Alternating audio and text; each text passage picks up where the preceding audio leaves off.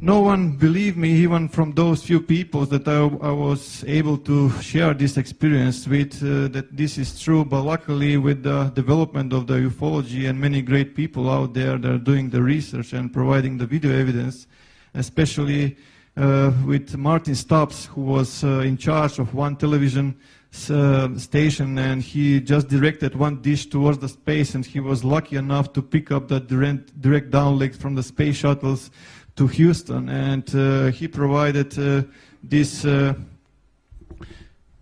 So as you can see, this is on infrared. That is why his black and white is from STS-63, and they are trying to locate the Mir space station. They cannot locate the Mir space station because more than 100 objects are appearing and disappearing from the radar. Those are the same type of craft that I observed on the asteroid belt between Mars and Jupiter. And those are those balls of light that I was observing in those times, as you can see clearly, creating intelligent formation. So you can see we are never alone, and the evidence is all there, and they are keeping this secret, which is not the right way to do. Every time that when there is a storm, you can be completely sure that there are more than 200 objects above the sky charging from the released energy from the thunderbolts. Exactly the same as we go with our vehicles into the petrol station to refuel. They are refueling their propulsion systems with this orgone energy which is discharged from the thunderbolts. So this led to the direct contact with the extraterrestrial races. Many of those contacts were positive and beautiful, but some of the contacts were extremely aggressive. I got in conflict with certain races, one of which was the Gray Collective, and I can confirm that we have a presence from both polarities, both positive and both negative. My life afterwards went into the direction that I was trying to help as many as possible, giving my knowledge to all the people who is open to this. Like I mentioned on the beginning, I just developed a special relationship with every student of mine, and I was trying to help him as much as possible to achieve the same. So in my perspective, this is the way. We have to go back to the nature, and we have to unite with that energy, understand that energy, and how to direct this energy. When I was working on the decoding of the crop circles, that's where the contacts with the crop circle makers intensified to a high degree, especially when I was describing what kind of technological achievements can be achieved through the information delivered by the crop circles. So as you can see here, those balls of light are everywhere, and from the Sri Yantra there is a huge ball of light everywhere. Every time when I was actually working on this, for example, this is one group that I worked in Melbourne. As you can see, those orbs are everywhere. Please pay attention to this region here. You will see one of those balls of light penetrating. It's completely intelligent, as you can see, and they're following me all the time, and the progression that is made. Which takes us to a logical question: who makes the genuine crop circles and why? To the best of my knowledge, at least few extraterrestrial races are making these genuine crop circles, and they have different approach, but mainly the approach is that to inform us, because our governments are deceiving us. They are not providing us the real situation of the planet, the real situation in the Milky Way galaxy, and especially the real situation, what we really are and what our potentials are. So, to the best of my knowledge, as you can see, more than 20,000 crop circles are delivered, and usually the question that comes to me is where they're coming from. They're coming from many dimensions, and they live on many places, even in physical dimension, even in other dimension, but as you can see, they're using this like a portals. As you can see how they're actually penetrating our dimension, influencing with the microwave energy or electromagnetic energy, if you will. Once again.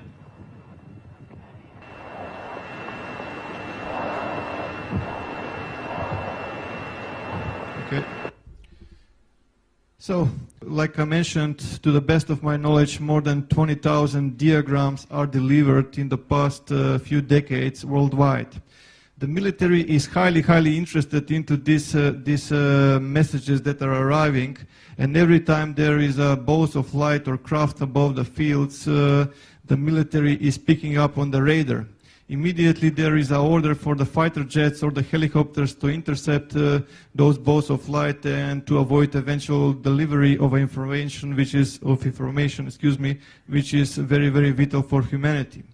Usually people come to me and they say, look, are you aware that the government has lasers and HARP and everything, all technology that can create a crop circle just in a second directly from the satellite? And I will just say this, if that's the case, if those balls of light are governmental properties, then how come they are spending money for the fuel, just putting and giving order for those helicopters to chase their own property? It does not make sense. It became obvious, at least to me, analyzing few hundreds of diagrams, that there was an open communications from the genuine crop circles and then from the man-made ones, because it's obvious that the shadow government wanted to establish this kind of communication, exchanging of information regarding technology and many other stuff. But the NTIs didn't want to play their game because they understand that they are very deceivers, how should I say, and that is why they started to put those obelisks. Those obelisks, there are receivers. As soon as certain frequency appears around the fields, which actually, as I mentioned a while ago, these objects are penetrating our dimension, this frequency appears, and that's where they actually are getting there. With the help of the Discovery Channel, National Geographic and other media, crop circle phenomena was completely buried. Just everyone is ridiculing this phenomena, everything is man-made, it's all done, there's nothing to see and so on and so forth. So how come the military is so interested into this phenomena if that's the case? So as you can see from the left, this is what the best humans can do, what complexity is concerned, and the real stuff is usually followed by those balls of light that we are talking about. With the human ones, you can see the footsteps everywhere, the crop is completely destroyed. And they remove all the information from this. This, by the way, was achieved by the team Satan in New Zealand, just for example, that people can make these crop circles. Yes, they can make these crop circles, but you can see also the mess that they can make. Back in 2000, Dr. Eltio Hasenhoff actually stepped forward, which is very rare for the mainstream scientists, and he actually examined many crop designs, and he noticed that there is a thermal expansion and node lengthening with many of those. He was searching for some matching of the distribution model of node lengthening, and he found one, and this mathematical model was actually electromagnetic radiation distribution of a point source. The further you go from that source, the less light it becomes. Or in other words, the distribution of the node lengthening is strongest in the crop circle center, and it's less and less as you go towards the edges, right? So the difference between the man-made and the real phenomena is that plant is still alive. It's bended even to around 90 degrees, and the plant is still growing. It was actually exposed to extreme high temperatures, but in the split of a second it was cooled also.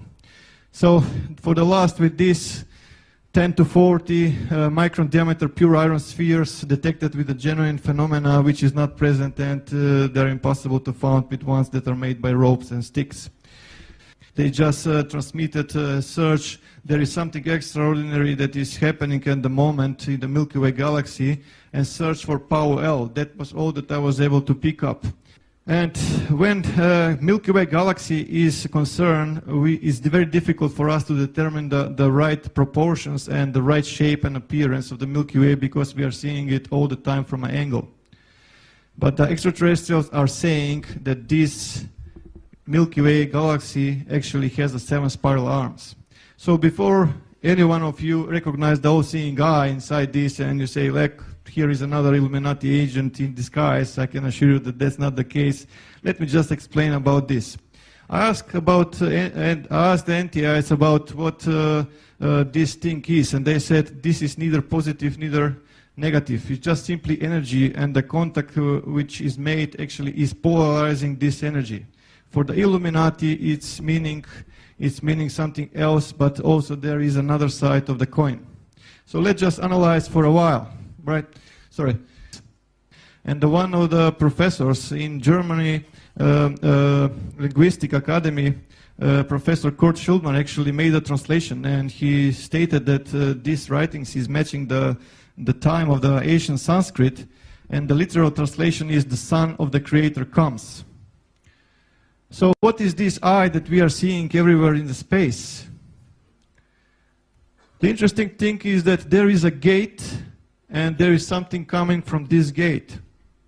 They are referring to the Sagittarius A star, which is a code name for the supermassive black hole in the Milky Way galaxy center.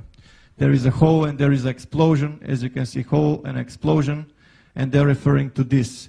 When those galactic cores explosions happen, there are two things that are appearing. First, there is a cosmic jet that goes perpendicular to the galactic plane, and there is a wave of energy that is spreading along the galactic plane towards the edges of the galaxy.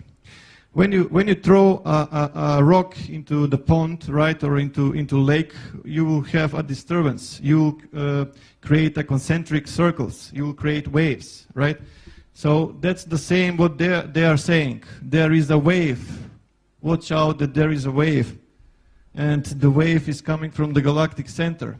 Again, you can see a plane with birds in two directions. They're actually referring to the galactic plane because they inform me what they're trying to say. And even more birds going into two directions, and they're referring to this, and I will explain this in more detail. The energy is extreme, is going towards the edges. It's massive, it's flying fast. It's going to hit the sun. When it's going to hit the sun, it's going to change how the sun is spending its fuel. Is going to produce that sun moves from its so-called main sequence into what is known red giant phase. So what will happen in our solar system in the near future, right? So for this, we can analyze the pictogram that arrived on July 15, 2008. It is obvious a solar system, and when you analyze, you see that it's completely matching our solar system and the planets in it. So they even left a dot for a moon, and also they left a ring for Saturn. Again, the anomaly was found, and the crop is not destroyed by the mechanical force. So another parallel. So it's not the first time that those amazing blue displays are observed from International Space Station. So someone is referring us very strongly that we pay attention to a certain time frame, to a point in time, which is 23rd of December 2012. Just 7 days after, on July 22nd, 2008, update appeared, and which, in my perspective, is a Rosetta Stone to everything we need to know what 2012 and 2013 event is all about. So let's just analyze this for a while. Our sun is not in the same the same size anymore. It became bigger. Mercury was fallen and Venus was fallen, which leaves us Earth and Mars dangerously close. There is some kind of object appearing very close to our solar system, which exactly, if you apply astrophysics and you find astronomical charts, you will find that it is coming from the Virgo constellation. And when I checked the astronomical charts for a new moon in 2012, December, I found that actually it's appearing on December 13, 2012, which is when we will start to observe from the sky something that is approaching from the Milky Way galaxy.